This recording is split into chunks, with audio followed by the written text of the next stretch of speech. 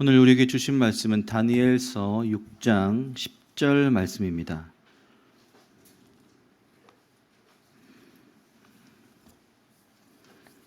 우리 한 절인데요. 다니엘서 6장 10절.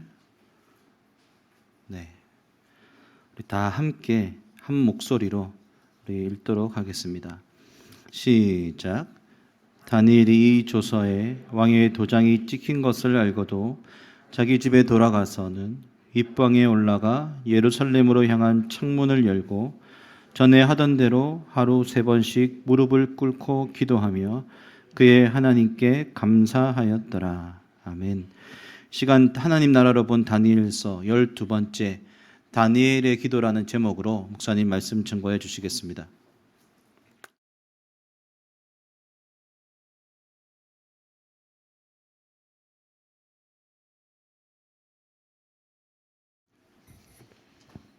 여러분 반갑습니다. 예배에 오신 우리 지체들 환영하고 축복합니다. 오늘 예배 후에 또 인사 나누겠지만 우리 반가운 청년들 또 같이 예배 참석해서 너무 감사하고 오늘 또 정명섭 선교사님 가정 함께 제 예배에 참석하고 계십니다.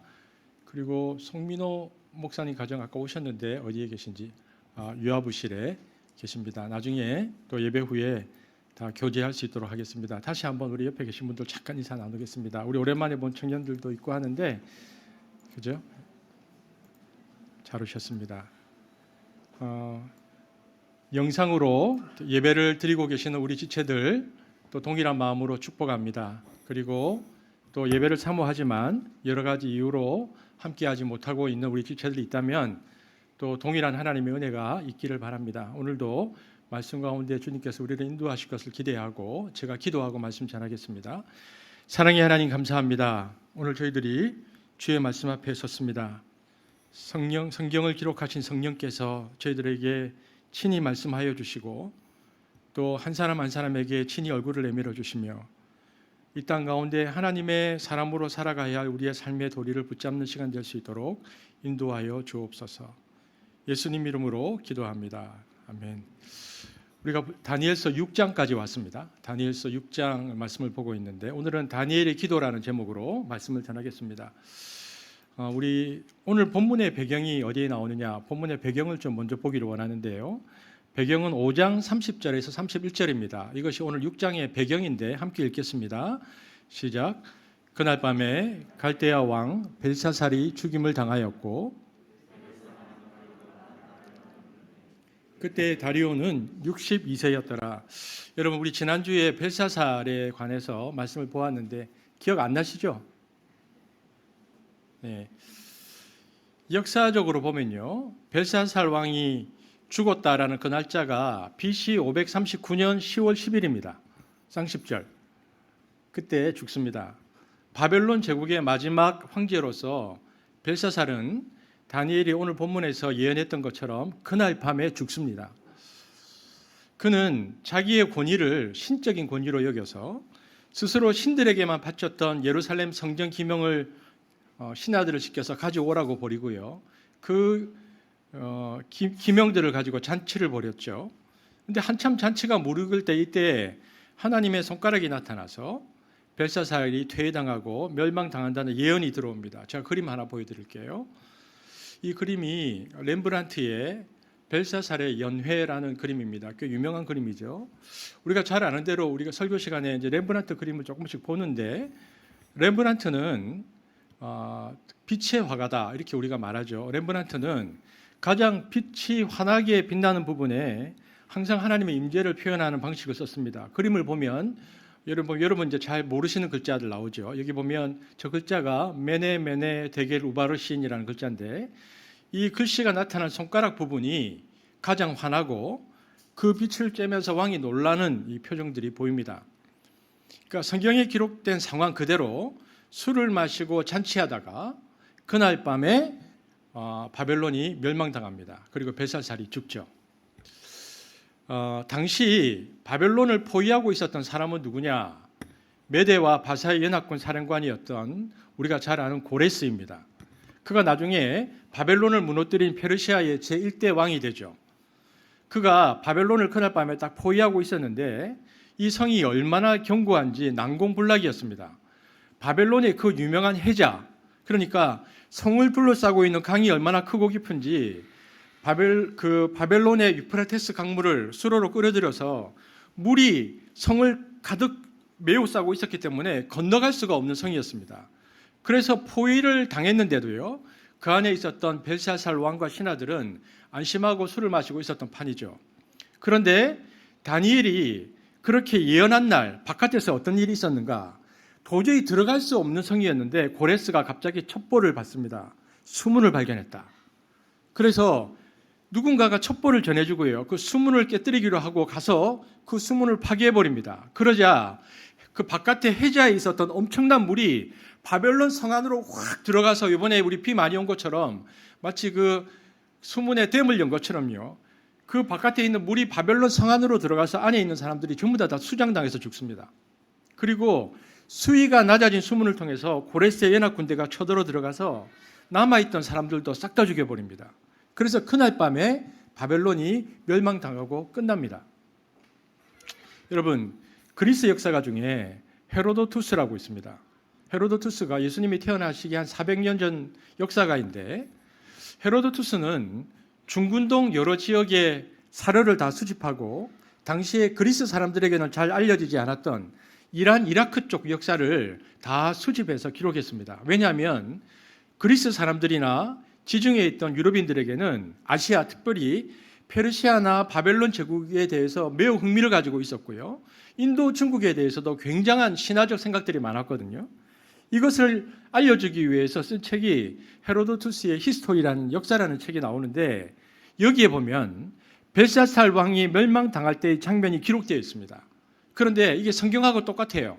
헤로도투스가 쓴 그 역사 기록을 찾아보면 어떻게 되어 있냐면, 그날 밤입니다. 들어가 보니 사람들이 술에 만취되어 있었다, 이렇게 기록되고 있습니다. 그래서 역사적인 기록과 성경의 기록이 일치하는 것으로 오늘 본문이 주목을 받고 있습니다. 이렇게 멸망했을 때가 BC 539년이죠. 자, 다시 한번 읽어볼까요? 이제 멸망당한 그날입니다. 오늘 본문의 배경입니다. 시작. 그날 밤에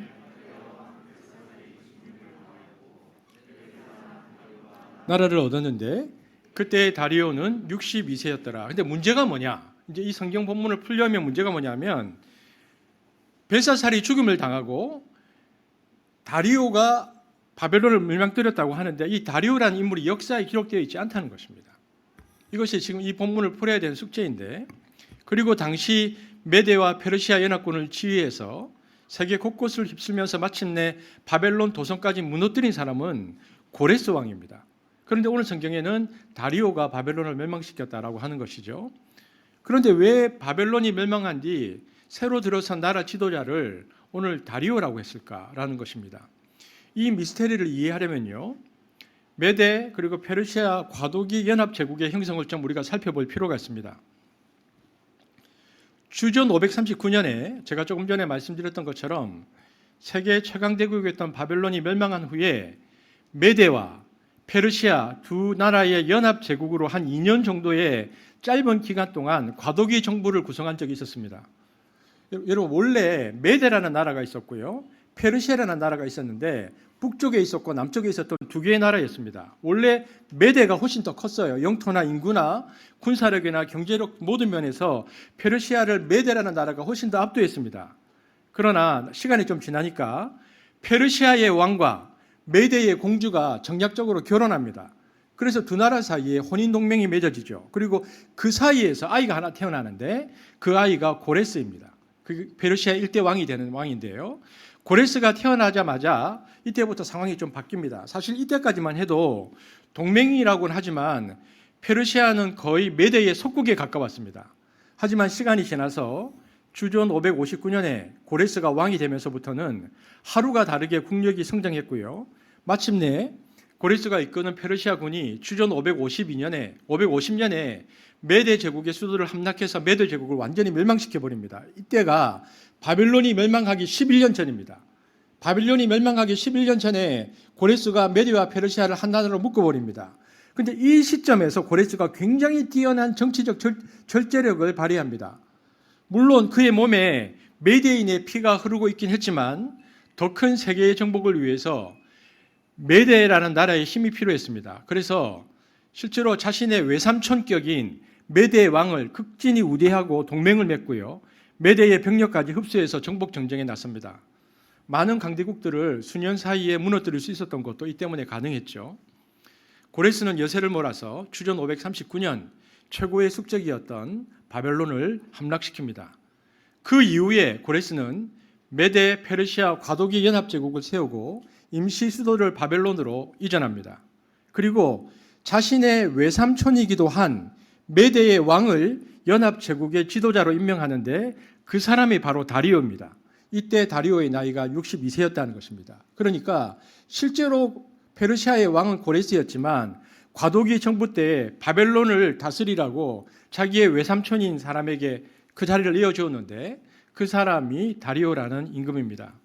고레스는 연합제국의 지도자로 삼촌인 다리오를 세워놓고는 남은 정복 전쟁을 수행하러 떠납니다. 그리고 2년 후에 다리오가 죽습니다. 그리고 비로소 고레스가 통일 페르시아 왕으로 즉위해서 BC 537년이 고레스 원년이 됩니다. 그리고 우리가 아는 대로 이때 감격적인 포로 귀환 명령이 내려져서 에스라, 느헤미야 이와 같은 사람들이 예루살렘으로 돌아가게 되는 일이 있죠. 지금도 이란 사람들은 그래서 페르시아의 고레스를 자신의 실질적 건국의 아버지라고 생각합니다. 자기의 조상이 고레스라고 여기죠. 이란 사람들은. 그런데 여러분 오늘 성경에 나오는 다리오를 보면요. 다리오는 그러니까 장군이 아닙니다. 나이가 62세고 장군이라기보다는 차분하고 굉장히 뛰어난 행정가였기 때문에 고레스가 정복 전쟁을 나가서 계속 하고 있는 동안에 바벨론 도성에 머물면서 짧은 기간 안에 굉장히 커진 메데 페르시아 제국 전체의 행정을 정비하는 작업을 했습니다. 일종의 행정가였는데요. 다니엘서 6장 1, 2절입니다. 함께 읽어보겠습니다. 시작. 다리오가 자기의 뜻대로 고관 120명을 세워 그들 위에 총리 셋을 두었으니 다니엘이 그 중에 하나이라. 이는 고관들로 총리에게 자기의 직무를 보고하게 하여 왕에게 손해가 없게 하려 함이로라. 그 초석으로 제국 전체를 120개의 지역으로 나눴습니다. 다리오가. 그리고 이를 다스릴 지방 장관들을 각 한 명씩 임명했다고 되어 있습니다. 여러분 그 성경 통독 기억나십니까? 에스더서에 보면요. 에스더서 1장 1절에 페르시아 시대에 127개의 행정구역이 나옵니다. 그리고요. 요세푸스 역사가 요세푸스여도 다리오 시대에 121개의 지역이 있었다라고 말하고 있거든요. 성경과 거의 일치합니다. 120개의 지역으로 나눈 거죠.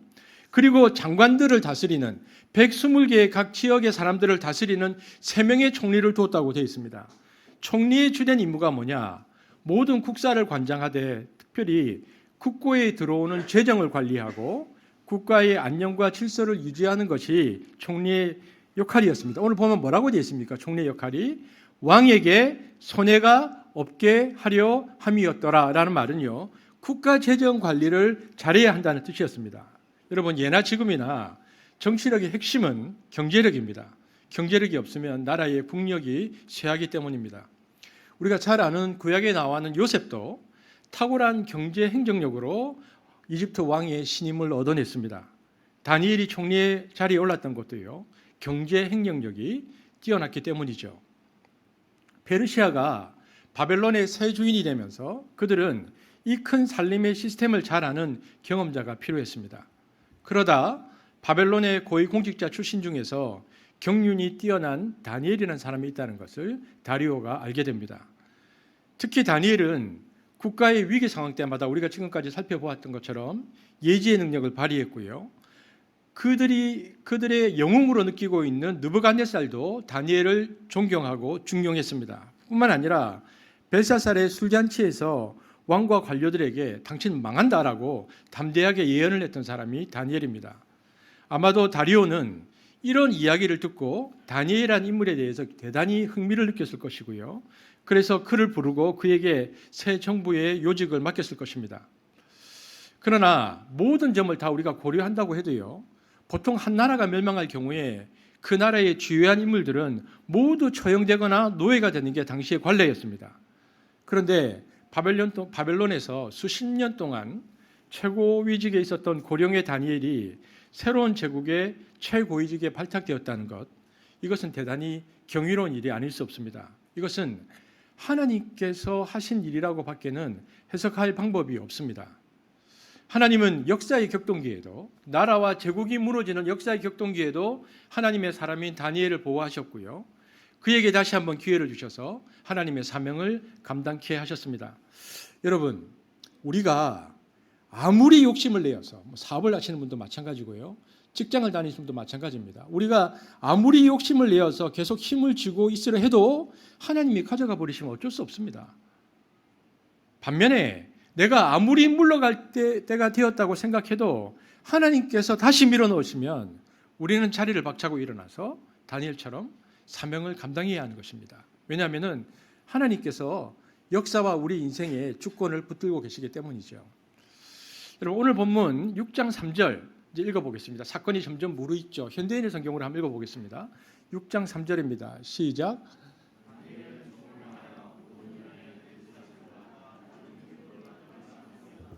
왕은 그에게 나라의 모든 일을 맡길 생각이었다. 왕은 총리가 3명 있었지만 다른 총리들의 우두머리로 다니엘을 세우고자 했습니다. 그러니까 다니엘은 실제로 신생제국 페르시아의 제2의 2인자의 자리에 앉게 된 것이죠. 그런데 이런 왕의 인사의 의중을 알아차린 나머지 두 총리와 그리고 지방 총독들이 다니엘을 향해서 질투심을 느낀 나머지 다니엘을 해칠 모의를 하게 됩니다. 다니엘서 6장 4절입니다. 다 함께, 그리고 영상을 보고 계신 분들도 함께 읽어주십시오. 시작. 이에 총리들과 고관들이 국사에 대하여 다니엘을 고발할 근거를 찾고자 하였으나 아무 근거 아무 허물도 찾지 못하였으니 이는 그가 충성되어 아무 그릇됨도 없고 아무 허물도 없음이었더라. 여러분, 우리는 이 대목에 주목해야 될 필요가 좀 있습니다. 다니엘이 그렇게 높은 관직에 있으면서도 권력 남용이나 권력 비리가 없었다는 것은 지금까지 그가 순교자의 마음으로 관직을 수행했다는 것을 알 수 있습니다. 여러분, 지금도 우리가 이제 인사청문회 같은 거 많이 보잖아요. 계속 문제가 생기고 있잖아요. 동사무소에서 일하는 그 구급 공무원에게도 권력 남용의 위험은 늘 도사리고 있습니다. 그것도 권력이거든요. 그런 자리에서 이득을 보려고 마음만 먹으면 얼마든지 그럴 수 있습니다. 그런데 다니엘은 그토록 오랫동안 공직 생활을 하고 그리고 바벨론의 최고위직에 있었음에도 아무런 흠이 없었습니다. 여러분, 다니엘을 고발했던 사람들이 어떻게 했겠습니까? 국사에 관해서 다니엘을 고발하려고 했었던 사람들은요, 아마도 다니엘의 인생 전체를 지금 검찰이 하는 것처럼 탈탈 털었을 겁니다. 완전히 다니엘의 가족과 친척, 친구들의 흠까지 샅샅이 뒤져보았을 겁니다. 흠이 있으면 잡아내려고. 현재의 흠을뿐만 아니라 장년기와 청년기, 심지어는 청소년기까지 눈에 불을 켜고 다니엘의 잘못을 찾았을 것입니다. 그런데 성경이 뭐라고 말하고 있습니까? 다니엘은 고발할 아무 근거, 아무 허물도 발견하지 못했다라고 되어 있습니다. 여러분, 무엇입니까? 다니엘은 살아있는 순교자였습니다. 여러분, 오늘날은 예수님의 십자가 죽음을 할부금 넣듯이 미분해서 살아내는 일상적 순교자가 필요한 시대입니다. 권력기관에서 종사하는 모든 그리스도인들이 양심이 경각되어 순교할 각오로 청렴성을 지킬 수 있을 때 공의와 정의의 하나님의 나라는 좀 더 확장될 것입니다. 그러므로 하나님의 나라는 어떤 한 개인 그리고 어떤 한 사람의 열심에 의해서 도발적인 공격적인 태도보다는 눈에 보이지 않게 청렴을 유지하고 뇌물을 거절하면서 월급만으로 살아가기로 결단하는 기독 공무원들과 기독 교사들, 그리고 부당한 이익을 거절하며 의로운 방법으로 이익을 남기려는 기독 실업가들과 회사원들의 결단에서부터 시작됩니다. 그것이 다니엘이 우리에게 보여주고 있는 모범입니다. 여러분, 2절에 보면 다니엘이 왕에게 인정을 받게 된 이유가 나타납니다. 2절 다시 한번 볼까요? 왕이 왜 다니엘을 인정했는가? 시작. 또 그들 위에 총리 셋을 두었으니 다니엘이 그 중에 하나이라. 이는 고관들로 총리에게 자기의 직무를 보고하게 하여 왕에게 손해가 없게 하려 함이었더라. 다니엘은 왕에게 손해가 없게 하는 자신의 임무에 충실했기 때문에 이를 뒤집으면 왕이 세운 다른 관료들은 왕에게 손해를 끼치는 일이 많았다는 사실을 우리가 짐작할 수 있습니다.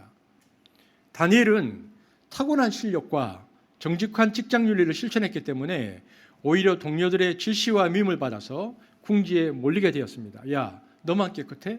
너만 청렴해?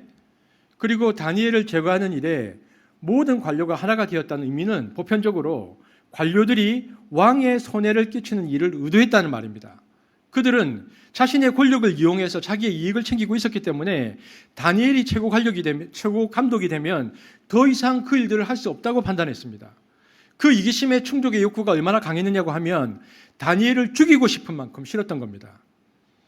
야, 저 다니엘 가만두면 안 되겠다. 저 사람을 잡아 올가매려면 방법은 다른 게 없다. 아무리 탈탈 털어도 안 나오는데 저 사람에게 딱 하나의 약점이 있다면 그는 하루에 3번씩 자기가 믿는 하나님께 절하는 사람이다. 예배를 드리는 사람이다. 어떻게 해서든 저것을 빌미로 삼아서 죽여야 되겠다라고 생각했습니다. 그래서 이들은 일명 다니엘 박해법이라고 할 수 있는 법령을 발의하기에 이르렀습니다. 그것이 5절에서 7절에 나오는데요. 그것은 30일 기간 동안의 기도 금지법이었습니다. 딱 그 얘기를 하니까 처음에 다리오가 기분이 굉장히 좋았습니다. 자신의 신하들이 한꺼번에 몰려와서 한 달 동안 자신만 높이는 특별한 법을 제정하도록 제안했기 때문에 그들의 제안이 뭐였느냐? 6장 7절 한번 읽어보겠습니다. 시작.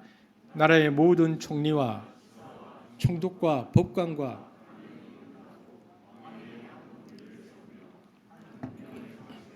구하나이다. 왕이여, 그것은 곧 이제부터 30일 동안에 누구든지 왕 외에 어떤 신에게나 사람에게 무엇을 구하면 사자굴에 던져놓기로 한 것이니이다.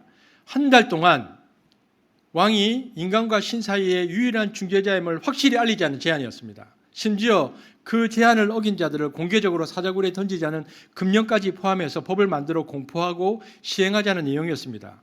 이들은 때로 몰려가서 이 금령을 반포하는 조서에 왕의 도장을 찍어 메대와 바사에 어떤 법이 있었냐면 법령 절대 불개변의 관습, 그러니까 한번 왕이 도장을 찍으면 그 법을 왕도 바꿀 수 없는 그 관습에 따라서 그것을 다시 고치지 못하게 해달라고 강청했습니다.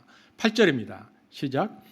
그런즉 원하건대 금령을 세우시고 그 조서에 왕의 도장을 찍어 메대와 바사에 고치지 아니하는 규례를 따라 그것을 다시 고치지 못하게 하옵소서. 이것은 다리오가 신임하는 다니엘을 왕 스스로도 구해낼 수 없게 만들려는 대적자들의 음모였습니다.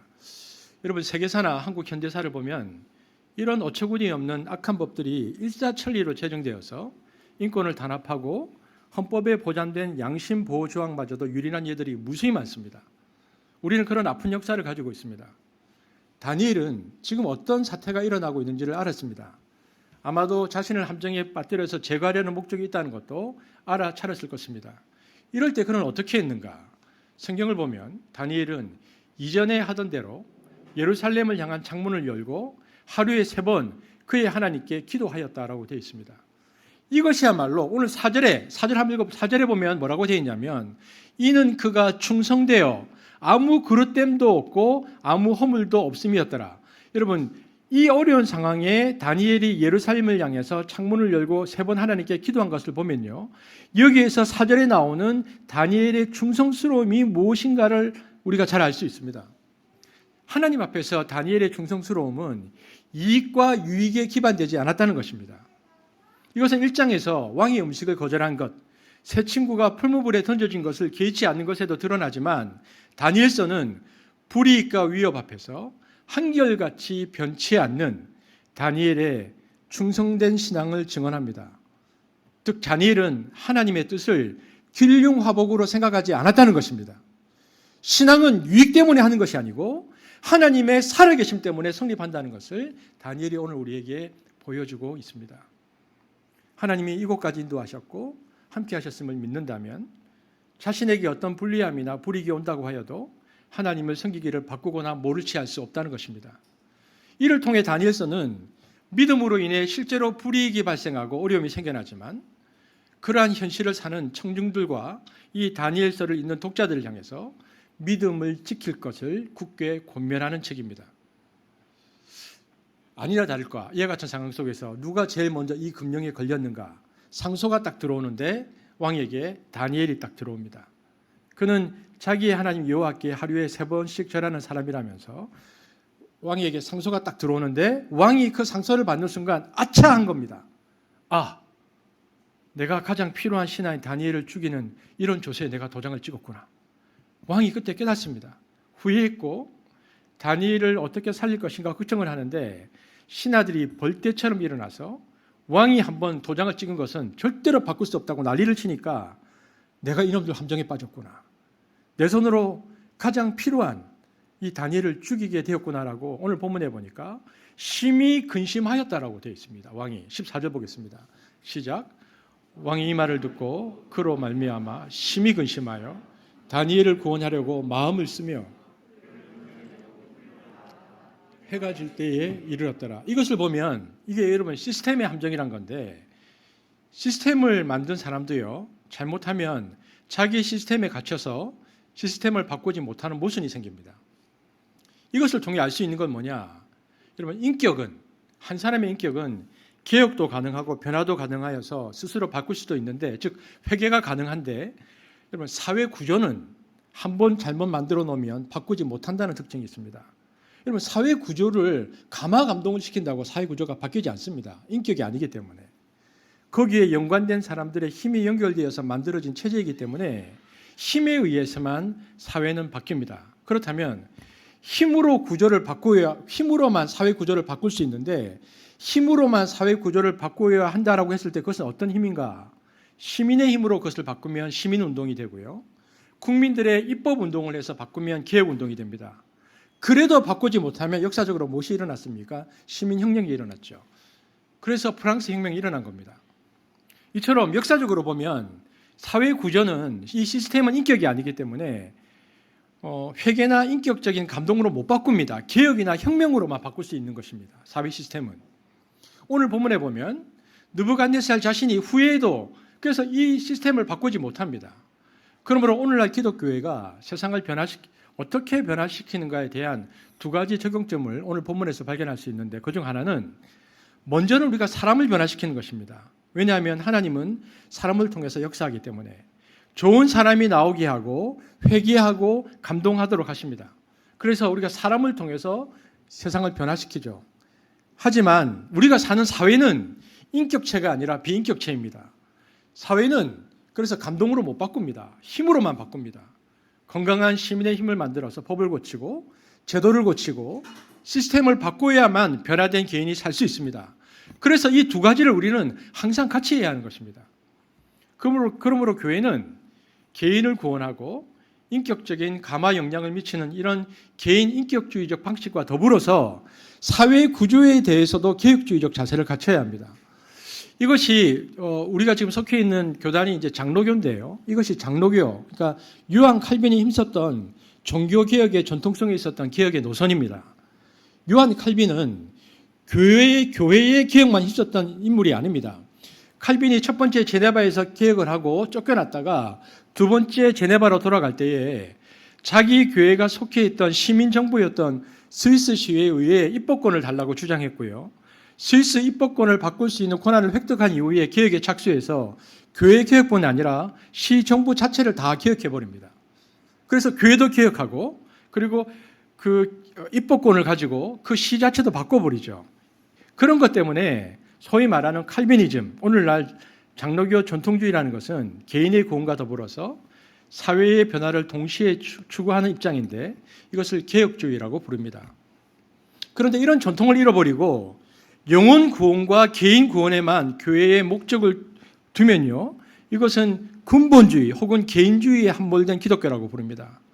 그렇게 될 때 세상에 대한 영향력을 제대로 발휘하기가 어렵습니다. 왜냐하면요, 아무리 좋은 사람을 만들어서 회개시켜서 내보내봐야 그 시스템에 나가면 숨 쉴 수 없도록 바꿔놓지 않으면 얼마 견디지 못하고 그 시스템에서 전부 다 죽어버립니다. 쫓겨납니다. 아니면 살기 위해서 동화되어 버립니다.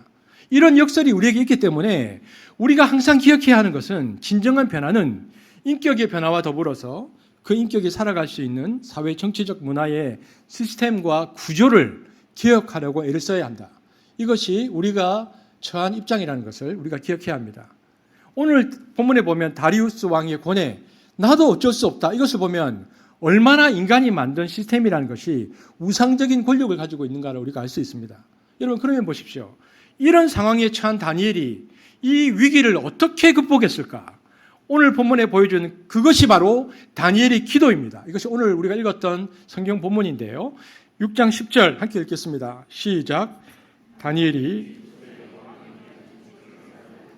자기 집에 돌아가서는 윗방에 올라가 예루살렘을 향한 창문을 열고 그의 하나님께 감사하였더라. 개인의 문제와 사회 정치적 시스템 양쪽 모두에게 꼼짝없는 위기가 다가왔을 때 다니엘은 무엇을 했는가? 다니엘은 오직 한 가지 하나님께 기도하는 자세를 가지고 돌파하기로 결심합니다. 여러분 10절을 가만히 보시오. 여러분이 이 10절을 가지고 여러분이 개인적으로 큐티한다면 여러분 여기에서 몇 가지 적용점을 가져오겠습니까? 저도 개인적인 큐티인데요. 어떻게 보면 6장 10절에 보면 이 기도에 대해서 우리가 배울 수 있는 것은 세 가지입니다. 첫 번째, 그가 어떻게 기도했습니까? 오늘 본문에 보니까 첫 번째, 예루살렘을 향한 기도라는 것입니다. 예루살렘을 향한 창문을 열고, 여러분 다니엘의 기도에서 도드라지게 나타나는 큰 특징이 이것입니다. 그는 날마다 예루살렘을 향해서 창문을 열었다는 것입니다. 만약 그가 창문을 닫았다면 다니엘이 왕의 명령을 어기고 기도했다는 사실을 알 사람이 아무도 없습니다. 그런데 누구나 알 수 있도록 다니엘은 그날도 그 조소가 자기에게 온 날도 예루살렘을 향한 창문을 열고 기도했습니다. 왜 그는 이렇게 창문을 열고 기도했을까? 여러분 왜 그렇게 했다고 생각하십니까? 여러분 열왕기상 8장에 보면요, 솔로몬이 성전을 다 완공하고 성전 낙성식을 하는 장면이 나오는데, 그때 솔로몬이 성전을 낙성식할 때 하나님께 올렸던 기도가 있습니다. 굉장히 긴 기도문인데 그 기도 내용의 일부를 다니엘이 그 마음에 간직하고 있었기 때문입니다. 열왕기상 8장 46절에서 50절. 자, 여러분 제가 읽겠습니다. 보십시오. 솔로몬 성전을 딱 하나님께 봉헌한 다음에 기도한 내용 중에 일부입니다. 하나님, 범죄하지 아니하는 사람이 없사오니 그들이 주께 범죄함으로 주께서 그들에게 진노하사 그들을 적국에게 넘기심에 적국이 그들을 사로잡아 원군을 막론하고 적국의 땅으로 끌어간 후에 그들이 사로잡혀간 땅에서 스스로 깨닫고 그 사로잡은 자의 땅에서 돌이켜 주께 간구하기를 우리가 범죄하여 반역을 행하며 악을 지었나이다 하며 자기를 사로잡아간 적국의 땅에서 온 마음과 온 뜻으로 주께 돌아와서 주께서 그들의 조상들에게 주신 땅, 곧 주께서 택하신 성읍과 내가 주의 이름을 위하여 건축한 성전 있는 쪽을 향하여 주께 기도하거든. 주는 계신 곳 하늘에서 그들의 기도와 간구를 들으시고 그들의 일을 돌아보시오며 주께 범죄한 백성을 용서하시며 주께 범한 그 모든 허물을 사하시고 그들을 사로잡아 간 자 앞에서 그들을 불쌍히 여김을 얻게 하사 그 사람들로 그들을 불쌍히 여기게 하옵소서. 여러분 이것이 솔로몬의 기도의 내용입니다. 자신의 민족 이스라엘이 성전을 짓고 나서 하나님, 그 이후에 이 사람들이 범죄해서 하나님의 진노를 입어서 적국에 패해서 포로가되어서 끌려갈 수 있게 되는데, 그때 끌려갔을 때 그 민족이 자신의 죄를 회개하고 하나님께 용서를 구하려 할 때에 48절 한번 같이 읽어볼까요? 시작.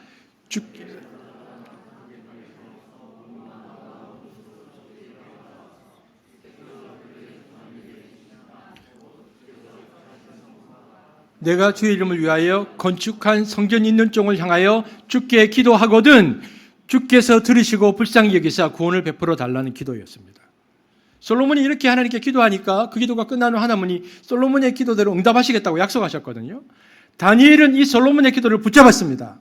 그리고 응답하며 주신 하나님의 약속을 신뢰했죠. 그래서 하나님이 택하신 성읍 예루살렘, 지금은 남아있지 않은 성전이 있던 곳을 향해서 창을 열고 이 백성의 회복을 위해서 날마다 기도했던 것입니다. 그가 지속한 매일의 기도는 이런 것입니다. 하나님, 내 조상들이 죄를 지었고 그 죄로 인해서 하나님이 우리 민족을 치셨으며 그렇게 치심으로 말미암아 우리가 제국의 포로가 되었습니다. 우리가 이 포로에서 벗어날 수 있는 유일한 길은 하나님이 우리를 용서하시는 길입니다. 그래서 솔로몬의 기도대로 행하겠다고 약속하신 하나님의 말씀에 의지해 그 방식으로 저는 기도합니다.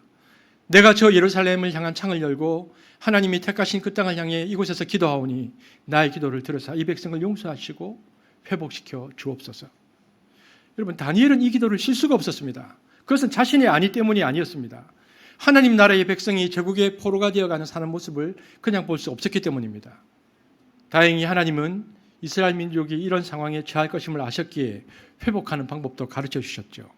예루살렘을 바라보고 성전을 향해 손을 들고 기도하는 사람이 있으면, 이렇게 기도하면, 이렇게 나아가면 하나님께서 그 기도를 들어주시겠다고 약속을 하셨습니다. 그래서 다니엘은 포기하지도 물러서지도 않고 끝까지 자신에게 주어진 기도를 붙들고 몸부림치는 것입니다. 이때 포로로 끌려간 이들 중에서 많은 사람들은 포기했습니다. 바벨론의 거대 제국 도시에서 신민으로 살아갔던 사람들이 많이 있었습니다.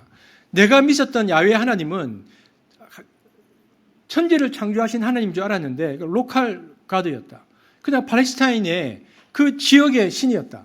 여기 와서 보니까 마르둑 신이 훨씬 더 강하다. 그 마르둑 신이 그 야훼 하나님을 이겼기 때문에 나는 이 신을 섬기겠다. 너무나 많은 사람들이 제국의 신민이 되기로 마음을 먹었지만 그 안에서도 여전히 나는 제국의 신민이 아니라 하나님의 백성이다라는 것을 고백하는 사람들이 있었습니다. 누구냐? 그것이 다니엘, 사드락, 메삭, 아벳느고 같은 사람들입니다.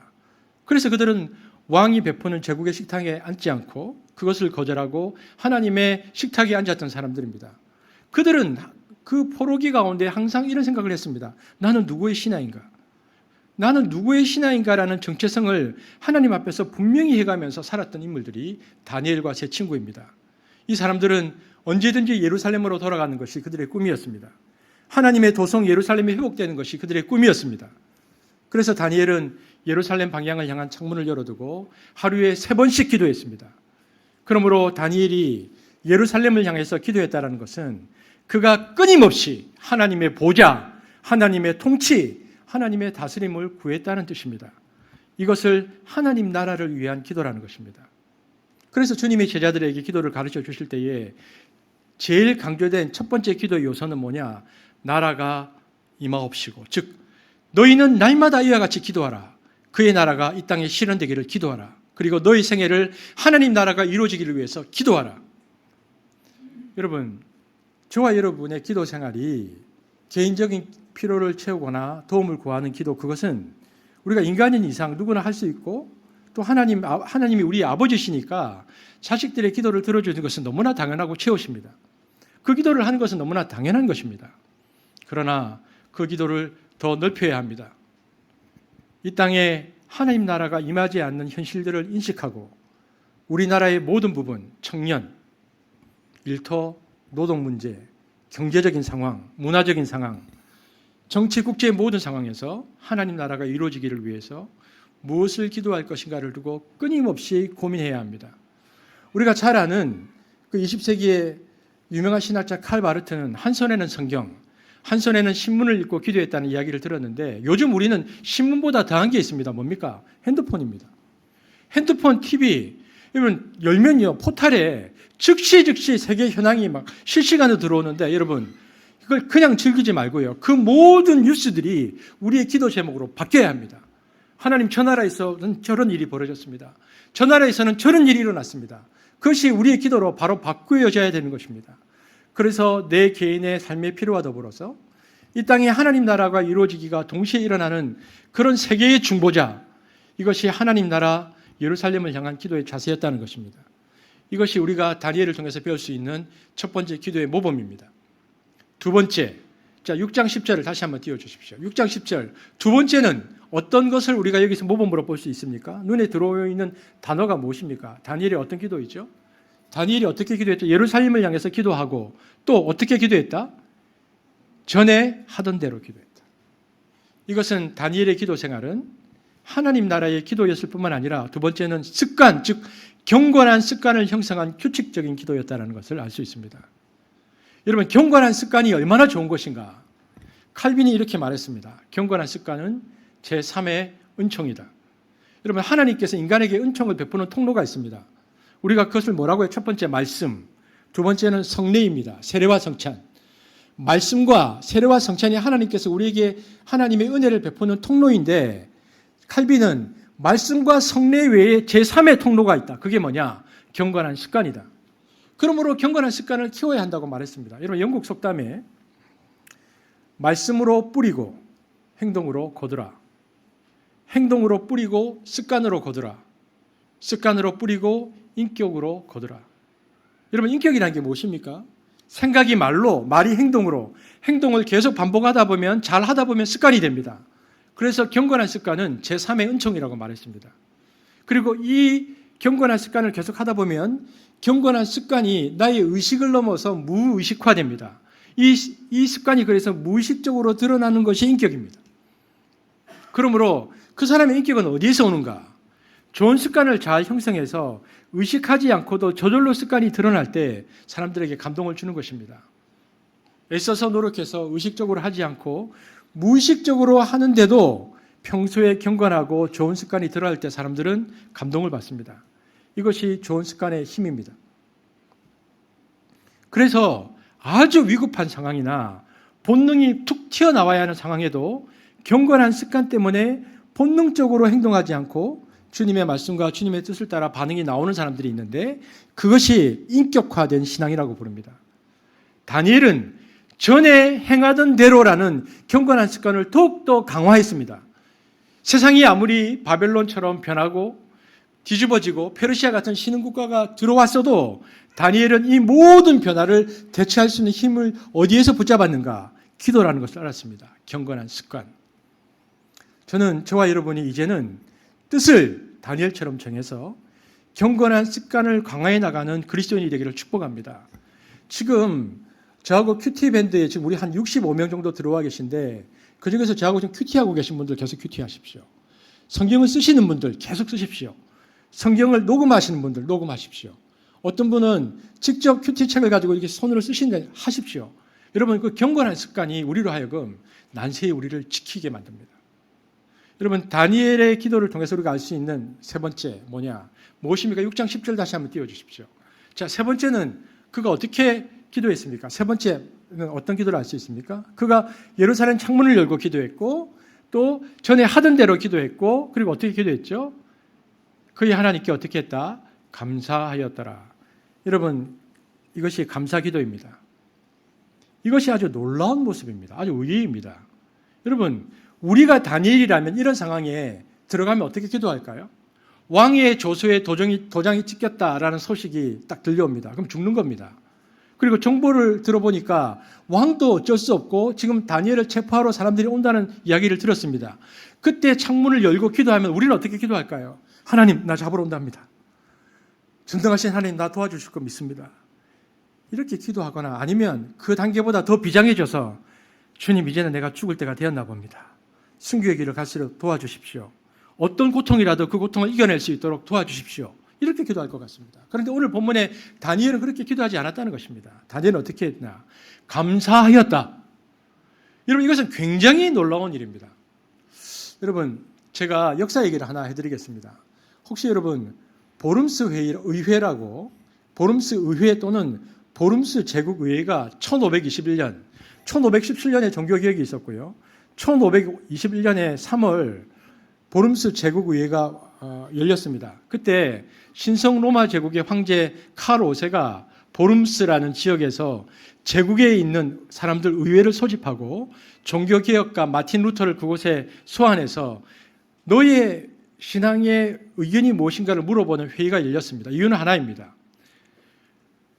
1517년이 있기 전에 그 전까지는 아무 문제가 없었는데 독일의 이름도 없는 오늘날 아니면 듣도 보도 못한 마틴 루터라는 인간이 나타나서 종교개혁 95개 조항을 알렸기 때문입니다. 여러분, 루터는 성격이 어땠을 것 같습니까? 여러분, 루터가요 굉장히 소심한 사람입니다. 아마도 루터는 캐톨릭 사제로 있으면서 자기 양심이 괴로워서 아마 95개의 조항을 양심 때문에 썼을 겁니다. 하지만 그 95개의 조항문을 쓰고도요, 그가 앞문에 쓰지 못했습니다. 사람들이 잘 다니지 않는 비텐베르그 뒷문에, 그것도 일반 사람들이 잘 알아듣지 못하도록 라틴어로 95개절을 써서 써놓았는데 하필이면 그때 얼마 전에 구텐베르크라는 사람이 금속 활자를 발명해서 인쇄술이 발달했어요. 제자들이 이것을 읽고 다 베껴서 삽시간에 이 인쇄물이 번역되어서 유럽 전역으로 번져나갔습니다. 그래서 종교개혁이 일어났습니다. 이때 독일 사람들은, 왜냐하면 마틴 루터가 그때까지는 라틴어로만 예배를 드리고 했는데 예배를 드리곤 했는데 마틴 루터가 이제는 독일어로도 성경을 번역하고요. 그래서 독일인들은 루터의 개혁 사상과 민족주의를 지지했습니다. 그리고 루터를 지지하는 사람들은요, 이제는 노골적으로 그때까지 자기들을 지배하고 있었던 로마 가톨릭에 반감을 가지고 있었습니다. 그래서 비텐베르그 주변에 인근에 있었던 주민들은 지나가는 여행자를 물으면 묻습니다. 당신은 마틴 루터 편입니까? 이렇게 물었다가 그들이 아니요라고 하면 심지어 구타까지 했다고. 그만큼 당시에 독일 사람들과 캐톨릭과는 이 감정이 좋지 않았습니다. 루터의 영향력이 확산되니까 로마 가톨릭에서 위협을 느꼈습니다. 그래서 교황이 사절단을 보냅니다. 칼 5세에게. 그래서 네가 황제니까 독일 황제에게 너 지금 종교개혁을 일으키고 있는 저 마틴 루터를 잡아넣거나 처형하거나 요청합니다. 왜냐하면 교황은 이미 마틴 루터를 향해서 너는 이제 우리 캐톨릭과 상관없어라고 파문했거든요. 그리고 교황이 당시에 그 독일 황제에게 즉각적으로 정죄와 처형할 것을 요구했는데 문제가 뭐냐? 이때 독일이 특별히 독일 영주들이 마틴 루터를 지지하고 있었습니다. 그러니까 독일 영주들이 황제가 마틴 루터를 죽이면 가만히 있지 않겠다고 들고 일어났습니다. 그리고는 마틴 루터에게 변호할 기회를 주라고 영주들이 들고 일어나죠. 이렇게 되니까 왕도 마틴 루터를 함부로 죽일 수가 없었습니다. 그래서 이제는 이태리나 스페인을, 그 당시 이태리나 스페인은 캐톨릭이었는데요. 이태리나 스페인을 중심으로 한 캐톨릭 세력과 독일의 이익과 독일의 종교개혁을 지지했던 독일의 선제후들 사이에서 이제 갈등이 일어났는데 이게 문제가 왜 되냐면요. 그동안 1000년을 이어온 신성 로마 제국이 지금 반쪽이 나게 생겼습니다. 황제가 고민에 빠졌죠. 독일 국민들의 감정도 상하지 않게 해야 되고 그렇다고 교황도 거스려서는 안 되고 그래서 그가 생각한 것이 보름스라는 곳에 양쪽 모두 다 사람들을 부르고 소환해서 그래서 마틴 루터가 도대체 무슨 말을 하는지 한번 들어보자 라서 회의를 소집한 것이 보름스 회의입니다. 근데 칼 5세가 보름스에 마틴 루터를 부를 때 네가 오면 너 안전을 보장해 주겠다 약속했지만 그 전에도 그렇게 보장하겠다고 사람을 불러놓고 마틴 루터 앞에 예안 후스라는 사람이 있었거든요. 예안 후스나 윌리엄 틴텐 같은 사람들을 자 회의하자라고 불러놓고는 잡아서 화형시키고 죽여버렸거든요. 그러니까 실제로 마틴 루터가 그곳에 간다는 것은 죽는다는 것이었습니다. 주위에 있는 사람들이 가지 말라고 다 만류했는데 루터의 입장은 뭐냐면 내가 비굴하게 숨는 것보다는 죽더라도 내 입장을 밝히며 죽겠다라고 해서 보름스는 가기로 결정합니다. 그래서 이렇게 말하죠. 보름스의 지붕 기와장만큼이나 많은 마귀들이 자리를 잡고 있다고 해도 나는 그곳을 가겠다. 그래서 4월 2일, 그러니까 비텐베그를 떠나서 4월 16일에 도착하는데 그림 한 장 띄워드릴게요. 이 그림이 1877년 안톤 폰 베르너라는 사람이 쓴 보름슨 의회의 마틴 루터입니다. 유명한 그림인데요. 마틴 루터가 도착했을 때 2,000명이 넘는 인파가 루터를 맞이하기 위해서 운집해 있었습니다. 역사적인 사건이었던 것만큼 창문과 지붕들까지도 다 뚫어내고 사람들이 구경하고 있었죠. 마틴 루터가 1521년 4월 16일 도착했는데요. 도착하고 그 다음날 청문회에 참석했습니다. 의회는 이제 사람들이 다 모여서 어떤 사람들이 모였느냐. 칼 5세와 독일의 영주들 그리고 여러 명의 캐톨릭의 추기경들이 모였고요. 참석자들은 극단주의 교황을 따르는 교황주의자들, 공정한 심리를 추구하는 루터 지지자들, 그리고 절충을 통해서 문제를 해결하려고 했던 에라스무스 같은 인문주의자들이 모였습니다. 그리고는 딱 도착했을 때 이 촌놈인 마틴 루터가 이 어마어마한 회의 앞에서 완전히 분위기에 압도됩니다. 너무 놀래가지고 이때 대주교의 고문관이 루터에게 두 가지 질문을 합니다. 첫 번째, 그대의 이름으로 출판된 이 책들은 그대의 것인가? 그러니까 마틴 루터가 내 책이라고 시인합니다. 그러니까 두 번째 질문이 들어옵니다. 그대는 이 책들에게서 쓴 내용을 철회할 준비가 되어 있는가? 마틴 루터가 굉장히 곤혹한 표정을 지으면서 하루의 여유를 달라고 구했습니다. 하루만 나에게 시간을 달라고. 그러자 황제나 제후들이 그때 확 안심을 하죠. 아, 이건 뭐 소문에 들으니까 엄청난 놈인 줄 알았는데 저는 별것 없구나. 이 앞에서 벌벌 떨다니. 루터는 그날 하루의 시간을 달라고 하고는 그날 저녁에 하나님께 기도하기 시작합니다. 그리고는 기도 끝에 비엔나에 요하네스 큐트피아누스에게 자기의 절친에게 편지를 쓰면서 그날에 있었던 일과 다음날 있을 일을 위해서 이렇게 설명합니다. 기록에 남아있는데 그가 이렇게 말합니다. 이 순간 나는 황제와 사절들 앞에 서서 철회할 것인가 하는 질문을 받았다. 내일 나는 철회에 대한 답변을 할 것이네.